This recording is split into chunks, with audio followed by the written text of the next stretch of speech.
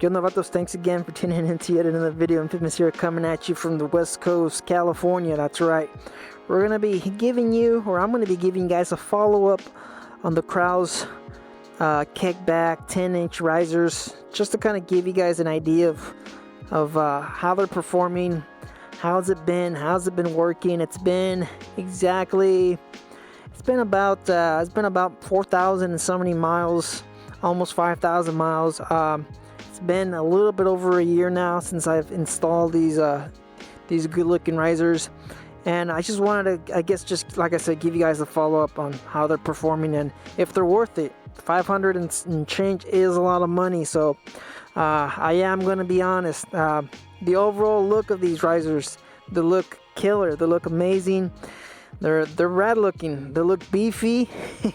They look beefy, and the Kickback, it's just I believe I needed it mainly because of my T-Rex arms. Looking at it now, I probably didn't have to use it, but you know what, it's better to have it than to wish you had it. So anyways, I mean, there's not much to say, not a lot of cons. You can't wire these internally, as you can see right here. There's no internal feeding, so if you're wondering, and if you wanted to keep the overall look super clean, you probably want to go something else, or you probably want to get a different set of risers. There is no internal feeding in this setup, but you know what, that kind of worked out better. I was probably going to be too lazy anyways to go ahead and do that with this setup. But the ISO riser itself, people have been wondering, hey, is it helping with the vibration? How does it feel? I'm gonna tell you guys straight up, this Milwaukee 8 has an amazing counterbalancer. That's what a lot of people don't like about these new Softails. A lot of people don't like that there is no shake, there's no vibration in this engine. So I don't feel anything, honestly. Even before with the 5-inch the stock risers, the 5-inch risers on the setup, I didn't really have any issues with the vibration. I've had carbureted V-twin Harley-Davidsons that shake like crazy. I've had some of them that the suspension was so bad that when I would hit a bump, I'd feel it all the way in my spine and in my jaw. I don't know if you guys have felt a pothole like that, and it just sucks.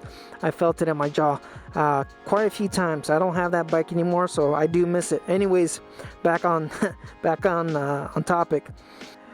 This is the stock bars of the Harley-Davidson Lowrider S.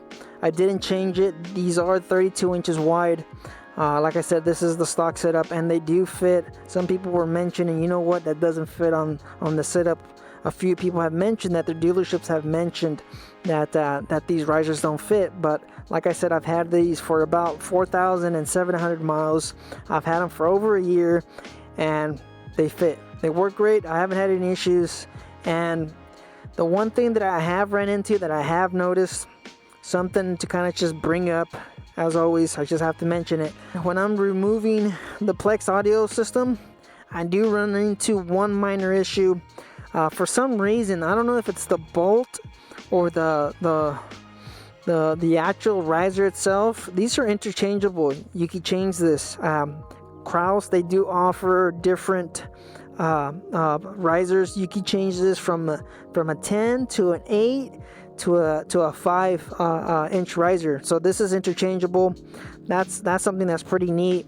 But like I mentioned, sometimes for some reason just this riser will get stuck. So when I'm trying to remove the bolt to kind of get the Plex audio off, for some reason just the actual riser rotates and it doesn't want to come off. So I have to use both of my hands, and I have to kind of grip it in a certain manner for the bolt to kind of come out, and that way I could remove the Plex audio. If it wasn't for that, I'd say, you know what, this setup's pretty cool. I like it.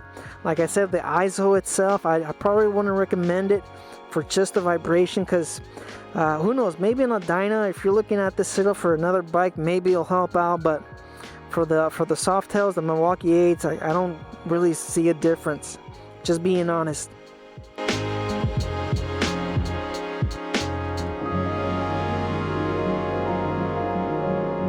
But the overall look of these risers, they look mean, they look aggressive, they look badass. Just the whole overall fit of the bike. These risers are thick. Look at these diameters. They look amazing. They look great. Look at this this clamp right here. It just screams quality. It screams performance. I mean, there's just a lot of detail here, and there's a lot of nice lines. That's what I liked about this setup.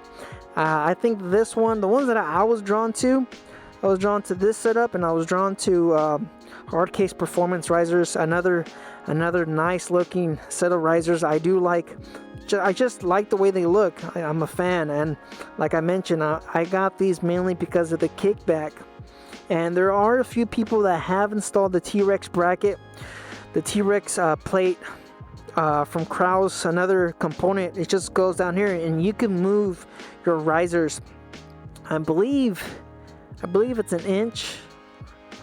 You know what? I don't know off the top of my head. I don't know how much you do move them back, but I have seen in the Facebook group where people have used the T-Rex plate from Kraus to move the risers a little bit towards the rider. So just something in case you were wondering, if you have another setup, or if you have another option that you were looking at, and you're wondering, you know what, I'm having trouble reaching the bars, can I do something? And I would just recommend that if you have another setup, and if you like the hard case performance or something else. I mean, there's so many different setups. There's a lot of different setups. This one, like I said, this one's going to cost you over $500. The Joker machines, there I go again. The hard case performance ones, true internet suffered the pressure.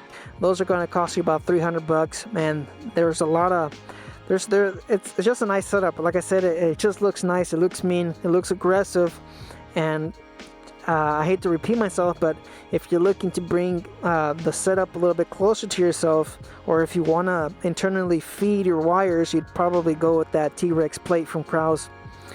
Great recommendations, great feel over the bike. Like I said, this is the 10-inch. I'm 5'7", and I can reach this just fine. Not a big issue for me. I am enjoying the overall feel, so that's just something that I enjoyed on all my bikes. I just enjoyed having my arms a little bit elevated, just kind of gangsterish, having that nice lean, that great posture with the whole setup of the bike. It just feels great. I enjoy it. People have been asking me, hey, do you have a booster seat for those bars? Because they see them, they're just kind of like, holy crap, you could reach those? I'm like, yes, I can. I don't have any issues. So yes, it's funny, and because I have the saddlebags, they just kind of wonder if I have a booster seat in there. So you know what, you guys just stay out there, stay safe. Don't believe everything you read. Life's a risk. Get out there and ride. Later.